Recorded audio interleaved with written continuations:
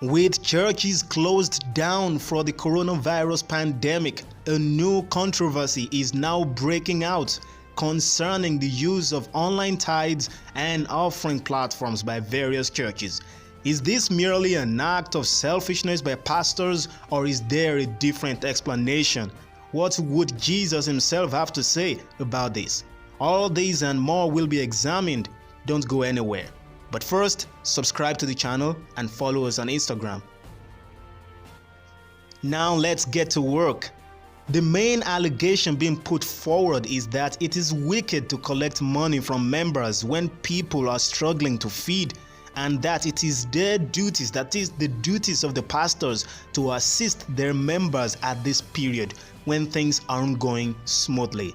That's exactly what it is. Now we'll be getting down into this proper. Are there fake pastors seeking their own alone? Sure, there are definitely many pastors like that. That is true. There's no denying that, because it's just like they say, among the 12 disciples or among any position where you are going to have somebody that is going to be a phony. You are going to have somebody there that is going to be a fake, a fraud. That's just the way things are. It is in every society, it is in every organization. That's how it works. So that is true. There are definitely pastors at this moment that are ripping off their members with the online issue that you're talking about, with the online tithes and offering platforms, not because they have anything legitimate to do with it. That's the truth about that. But again, many mega churches, if we are going to be frank, many mega churches are doing their best. The RCCG, that's the Redeemed Christian Church of God, has donated some facilities and some appliances and all sorts of things like that to the government of Lagos State. The Catholic Church is donating their buildings. They have a whole lot, like vast real estate empire. That's the Catholic Church. They are donating some of their hospitals, some of their halls to the government so that they can use them as isolation centers. These are very real acts of assistance to the public and acts of assistance to the members of the church, and not only members of the church, because all these churches doing that, whatever they are doing is also going to affect even people that are not Christians to start with. So that's the way it is. So there are churches really doing that. Now to the question of what Jesus would do if he were in the position of those pastors that are using these online platforms for their churches in order to still raise funds, even though there is a lockdown and churches are not allowed to open physically. So that's the question. And this is actually trying to allude to the fact that Jesus himself said in the New Testament that the Good Shepherd is the one that lays down his life, comparing himself, saying that he is the Good Shepherd and he lays down his life for his sheep. So that is the leaders should be self-sacrificial. That is, they should do everything within their power to sacrifice themselves and to deny themselves of some luxury for the purpose of their followers. That's exactly what they should do. So that's what they're trying to say. All these allegations coming for is that these pastors should be doing this. This is exactly what they should be doing. But again, to answer this question, I have to start with, first of all, Jesus Christ would be healing the congregation. That's exactly what he's going to be doing. Let's be sincere about this. That's exactly what he would be doing if he were in the position of that. He wouldn't just focus on all the food and whatever alone. He will be healing them, and he's going to focus back on their salvation. So that's just by the wayside. And also, the Good Shepherd laying down his life is not the only story that you can come up with when it comes to the life of Jesus. You also have to consider there is another one, the widow and the penny offering. That's the widow that went to the temple and had just one penny on her and gave the penny as an offering. And Jesus said that it was the widow that had her offering to be most acceptable of everyone that came to the place. There were rich people dropping a lot of money, a lot of cash, but it was this single lady, this single widow, that was most appreciated by the Lord. So that's exactly what it is. So you can't really say that simply because people are in lack that they should not completely at all give in any way whatsoever. So it all depends on the people. It all depends on what they decide to do. And that takes me to the real point about this, which is that tithes and offerings are not a matter of death and life. It's not something that you do or you die. That's the way it is. It's not something like that. If you don't give your tithe, it's not like they're going to prevent you from coming into the church next Sunday.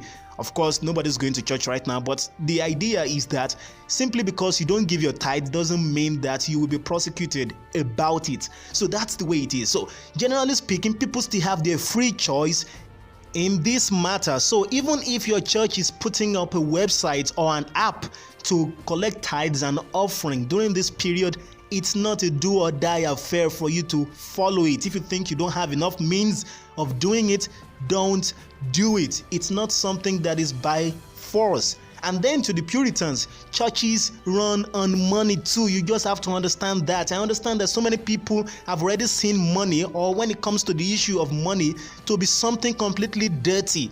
Churches run on money. Churches use generators. Churches manage the building that they use. They rent things, rent this and rent that when they want to do programs. They do a whole lot of things that require money. It's not always about the pastors trying to rip off the people, the members of the church. It's not only about that. It's not always going to be that situation. There are projects to be run. So that's the way it is. Churches need money. So that's just the way it is. And there are so many expenses on churches, and the larger the church is, the more the expenses they have to foot the bill for. So that's the way these things work. Now, I understand that all those expenses are going to drop at this period, apart from managing and paying the pastors and some petty stuff, since most people aren't going to church and churches aren't really running programs right now.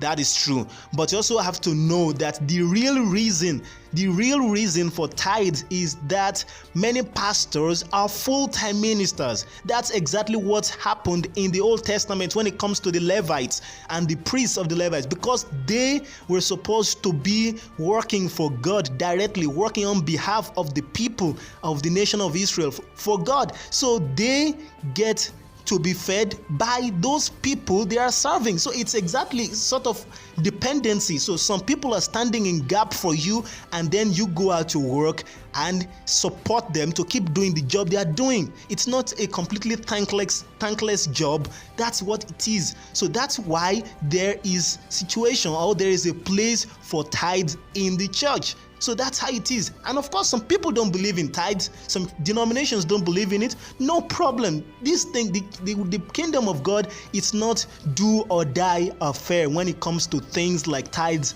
and offerings. So I really don't understand this entire controversy. It is completely uncalled for. It is completely blown out of proportion. That's exactly what it is. And also note that not all churches are mega churches with many members and jeep riding pastors, because that's what many people have in their mind. That's the caricature that many people have in their minds when they think about this topic, when they think about churches opening up, offering and tithes platforms online, things like that. That's what it comes to their minds, that the pastors just want to be able to buy jeeps with the money of the members of the church. That's the only thing they think about. But you have to know that most churches in Nigeria, and heck in anywhere else, most churches are not mega churches.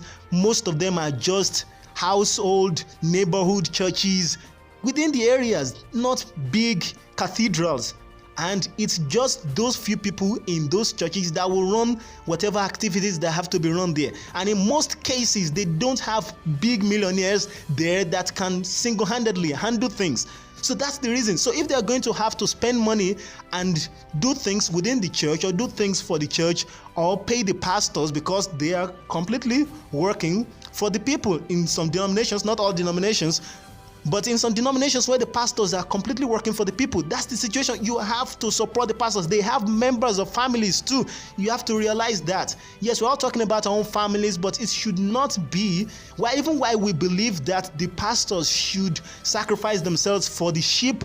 But at the same time, the sheep shouldn't be completely self-centered and completely selfish. You have to think it's about the pastor's family as well. It's all part of being Christian. You have to think about the pastor's family too. They need to feed even during these hard times. They are facing the hard times too. Not only those People that are outside, the regular members, are facing the hardship. The pastors themselves are facing the hardship. Again, not all churches are mega churches with jeep riding pastors. And also you have to realize that many of these churches already had these online tithes and offering platforms before COVID-19. Some have had it for years. So it was not only because of COVID-19 lockdown and they're just trying to rake money from their members. That was not the only reason. So it was not the reason why they opened those platforms. So that's it. The only reason why you are thinking about it right now is because attention is being drawn to it, because people aren't going to church. Because if you have been going to church and your church is getting modern and modernizing, you would know that your church probably has a platform like this and has probably had it for years now. So that's it. It's not something that somebody's just trying to take advantage of it in order to rip people off. So that's exactly one thing we have to realize. And also we have to know that since tithes and offering are not a matter of do or die, it means that those who can give are supporting the needy indirectly, and they should be allowed to support the needy indirectly, because churches are charity organizations, but they are not self-funding. Okay, well, I guess you can say they are self-funding in that the members fund them. So it's the members that fund the churches.